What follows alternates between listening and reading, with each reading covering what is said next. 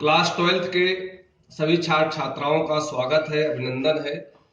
आज के इस सत्र में हम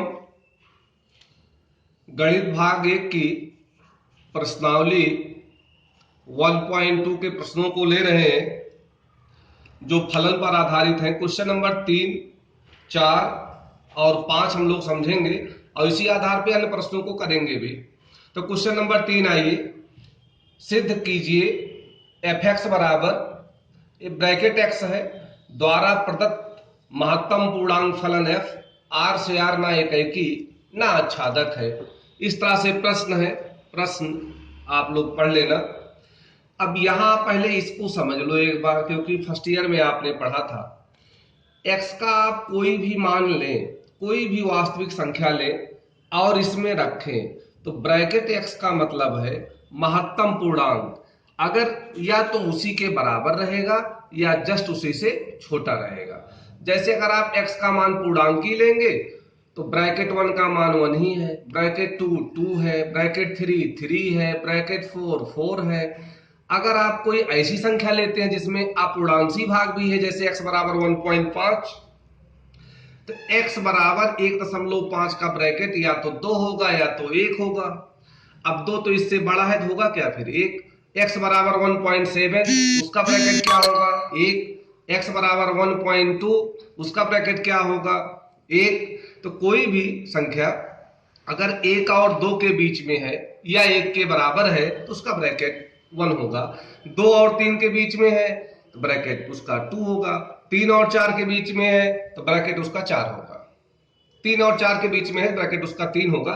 4 और 5 के बीच में है ब्रैकेट उसका 4 है। आइए इस आधार पे हम लोग प्रश्नों को हल करते हैं। अब यहाँ कोई भी संख्या आप लें, उसका जो भी मान आएगा पूर्णांक में आएगा। तो हमने ऐसी संख्या खोजा जिसमें अपूर्णांशी भाग भी है, बहुत सारी संख्याएं हैं। तो हमने एक उदाहरण स्वरूप ले लिया। यदि हम x बराबर लेते हैं 1.5 तो फलन का मान इस पर निकाला है तो 1 आया है। x बराबर कोई और ले लीजिए जो 1 और 2 के बीच में है। x बराबर 1.2 लिया तो फलन का मान इस पर आया है फिर सेम 1। तो इन दोनों संख्याओं पर फलन का मान तो बराबर है, परंतु ये दोनों संख्याएं बराबर नहीं है, इसलिए फलन आपका कैसा है, एकेकी नहीं है। अब देखिए आच्छादक के लिए, अब सह प्रांत में तो वास्तविक संख्याएं हैं। तो वास्तविक संख्याएं में भाई पूर्णांक भी है और पूर्णांक के अलावा भी बहुत सारी संख्याएं हैं। तो वही हम कह देते हैं कि सह प्रांत में कोई ऐसी संख्या ले लो जिसमें अपूर्णांशी भाग भी है, जैसे 2.5 है, 2.7 है, 4.1 है।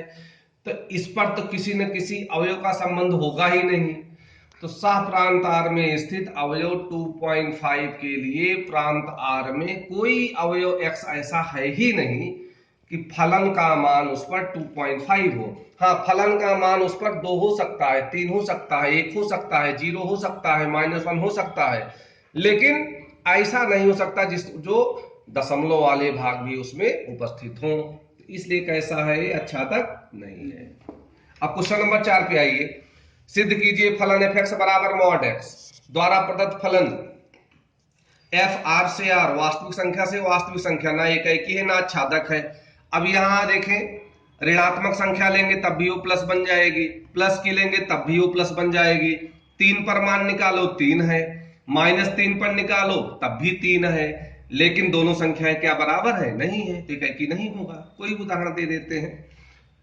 यदि हमने लिया x बराबर -2, इस -2 पर फलन का मान निकाला तो देखो +2 आया है। x बराबर 2 पर फलन का मान निकाला तो 2 आया है। तो यही बात लिखा हूं कि फलन का मान -2 पर और 2 पर है बराबर, परंतु -2 और 2 बराबर नहीं है, इसलिए f एकेकी फलन नहीं है। अब आच्छादक के लिए देखो, अब सह प्रांत में केवल धनात्मक संख्याएं ही तो हैं। x आप चाहे ऋणात्मक लें चाहे धनात्मक लें, उसका मान कैसा आ रहा है, पॉजिटिव आ रहा है। तो सह प्रांत की जितनी भी ऋणात्मक संख्याएं बन गई हैं उनका तो कोई पूर्व प्रतिबिंब है ही नहीं। और यही बात मैंने लिखा है कि सह प्रांत में स्थित किसी भी ऋणात्मक संख्या पर प्रांत का कोई अवयव तो आया ही नहीं है, इसलिए f आच्छादक नहीं है। आइए क्वेश्चन नंबर 5 की बात करते हैं। ये सिग्नम फलन है। सिद्ध कीजिए फलन वास्तविक संख्या से वास्तविक संख्या इस तरह से परिभाषित है, ना एकेकी होगा ना आच्छादक होगा। अच्छा क्वेश्चन है समझने के लिहाज से। प्रांत में देखो ऋणात्मक संख्या है, धनात्मक संख्याएं हैं, जीरो भी है, लेकिन उन पर अगर मान निकालेंगे तीन तरह के मान आते हैं, या तो 1 मिलेगा, या तो 0 मिलेगा, या तो -1 मिलेगा। अगर एक से बड़ी है, एक नहीं है, 0 होगा, प्रश्न में देख लेना।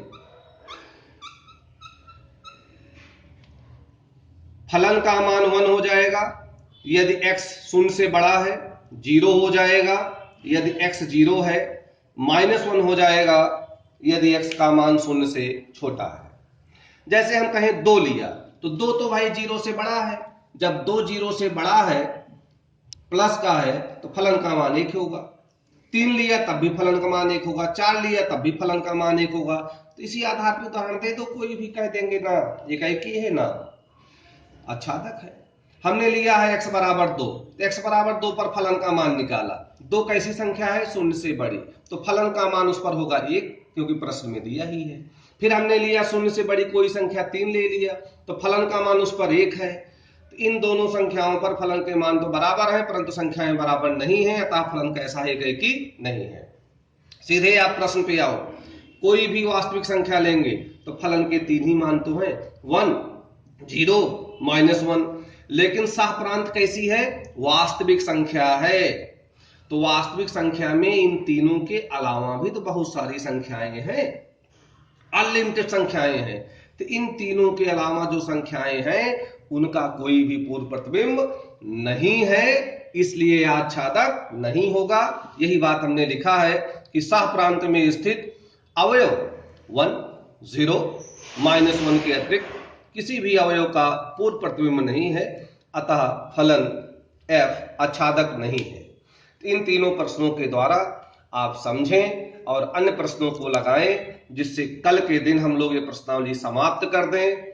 और सबसे अच्छी बात है कि अच्छे ढंग से आप एक बार तर्क देना समझ जाएंगे तो कोई आपको दिक्कत नहीं है। अरे भाई, आप लोग इस चैनल को सब्सक्राइब कर लेना, जिससे सब्सक्राइबर की संख्या बढ़ जाए और जब भी वीडियो अपलोड हो तुरंत आपको मिल जाए। और मान लेते हैं आप ना देख पाए तो भविष्य में भी आप इसको देख सकते हैं। तो आज का कार्य हम समाप्त करते हैं। आप इसका बार बार रिवीजन करना, वीडियो कई बार देख लेना। Thank you.